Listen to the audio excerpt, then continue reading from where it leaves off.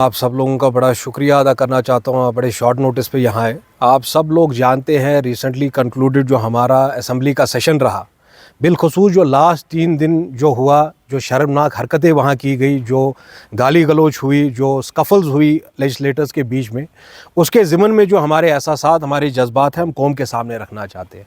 हमने वक्तन फ़वक्तन फ़ारूक अब्दुल्ला, जिसकी पार्टी अभी रूलिंग अलायंस में सबसे बड़ी पार्टी है, हमने उनसे सवाल किए कि क्या मजबूरी थी कि रमज़ान के पाक मुक़द्दस महीने में ही उन्होंने ये इजलास रखा।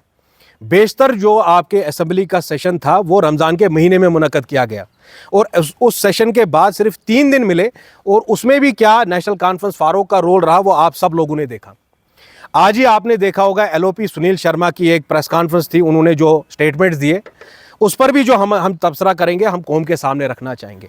हम सबसे पहले बीजेपी को कहना चाहेंगे कि भाई अगर फ़ारूक अब्दुल्ला वाले इतने ही दुश्मन हैं आपके, तो आपने ईडी का केस PAGD जब डिसॉल्व की फ़ारूक अब्दुल्ला ने, उसके बाद ईडी का केस उनके खिलाफ आपने ख़त्म क्यों कर दिया?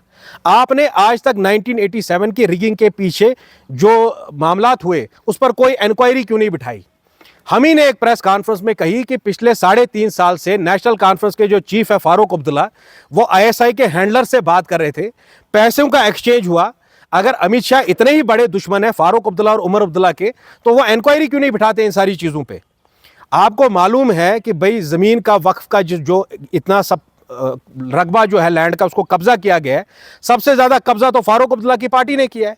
अगर बीजेपी और फ़ारूक अब्दुल्ला के बीच में दोस्ती नहीं है तो मैं बीजेपी को चैलेंज करके बोलता हूं, आप वक्फ की जितनी प्रॉपर्टियों की नीलामी हुई या जितनों का कब्जा हुआ है जम्मू कश्मीर में, सबसे ज़्यादा जो बड़ा कब्जा किया है वो नेशनल कॉन्फ्रेंस फ़ारूक के लीडरों ने किया है, उनके कारकुनों ने किया है।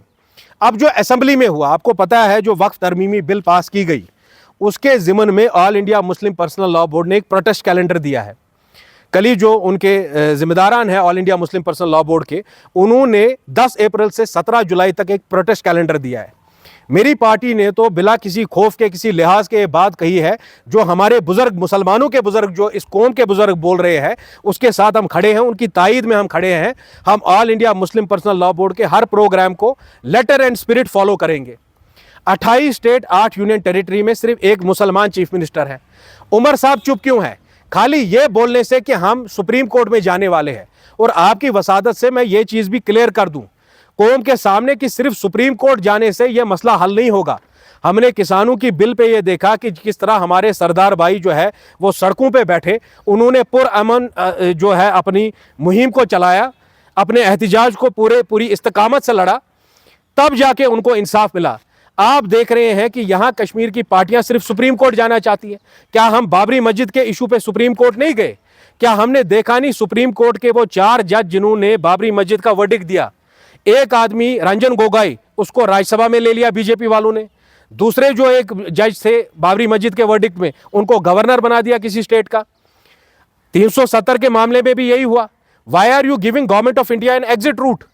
अगर कल को हमारे पास कोर्ट से फेवरेबल डिसीजन नहीं आया वक्फ की बिल में, तो हम तो ये असासे हमेशा के लिए खो देंगे। जब हमारे जो किसान भाई हैं उनकी 3 बिलें आई, क्या वो सुप्रीम कोर्ट गए? ये जंग तो हमें सड़क से लेकर संसद तक लड़नी पड़ेगी, सड़कों से लेकर पार्लियामेंट तक लड़नी पड़ेगी, अपने लोगों की आवाज़ को बुलंद करना पड़ेगा। मैं उमर साहब से बिना किसी खौफ, किसी लिहाज के एक बात पूछना चाहता हूं। जो all India Muslim personal law board ने एहतिजाजी कैलेंडर इजरा किया है 10 अप्रैल से लेकर 17 जुलाई तक, क्या आपकी हुकूमत उसकी तायद करेगी? क्या आप उनको कुछ माली मावनत करेंगे? ये जो सारे प्रोटेस्ट होते हैं, जो सारे एहतिजाज होते हैं, ये जो सारे मुहिम चलानी पड़ती है, इसमें बहुत माली खर्चा भी आता है। नेशनल कॉन्फ्रेंस फ़ारूक तो सबसे बड़ी पार्टी है जम्मू कश्मीर में, क्या मदद करने वाले हैं वो all India Muslim personal law board की? बिला किसी रोक टोक के वो हमें बता दें। आखिरी पॉइंट, आपको मालूम है जम्मू कश्मीर असेंबली में भी ये पॉइंट रेज किया गया कि भाई जब कर्नाटक की असेंबली में वक्फ के खिलाफ एक रेजोल्यूशन पास किया गया, तमिलनाडु में 5 की 6% भी मुसलमान नहीं है, वहाँ भी एक रेजोल्यूशन पास किया गया। एक ऐसी रियासत जो पूरे मुल्क में मुस्लिम मेजॉरिटी है, एक ही वाहिद रियासत थी जम्मू कश्मीर की, उसको भी यूटी बनाया गया। वहाँ यूटी में भी लेजिस्लेटिव असेंबली में ये इजाज़त नहीं दी जा रही है हमारे इलेक्टेड मेंबर्स को वक्फ पर बात करने की। राथर साहब, मैं पूरी कौम के सामने ये बात रखना चाहता हूँ, राथर साहब वही काम कर रहे हैं जो फ़ारूक साहब उनको बोल रहे हैं करने के लिए। फारूक साहब आज पसे पर्दा बीजेपी के साथ है, बल्कि आज ही नहीं, जिस दिन उन्होंने पीएचडी को तोड़ दिया और जब ईडी का केस उनके खिलाफ विड्रॉ किया गया, हम सबको उसी दिन मालूम हो गया कि फारूक साहब क्या करने वाले इस कौम का।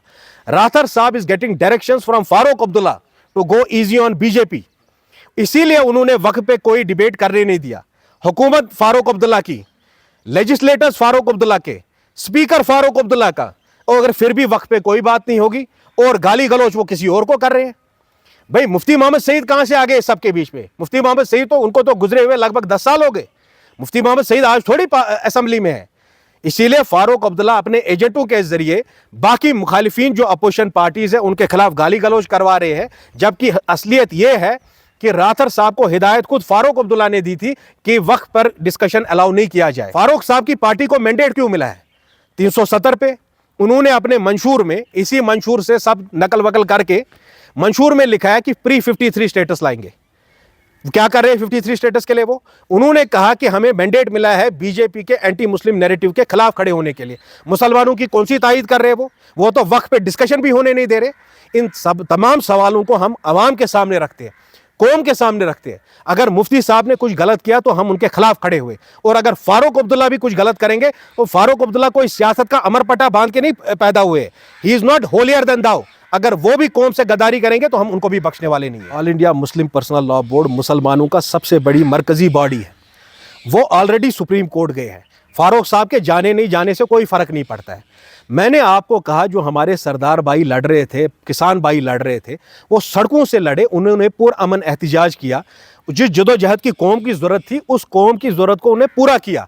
आज सोसाइटी, आज प्रोपराइटी, आज हक की बात यह है कि हमें ज़मीन से लेकर पार्लियामेंट तक लड़ना पड़ेगा अपने हकूक़ को वापस हासिल करने के लिए।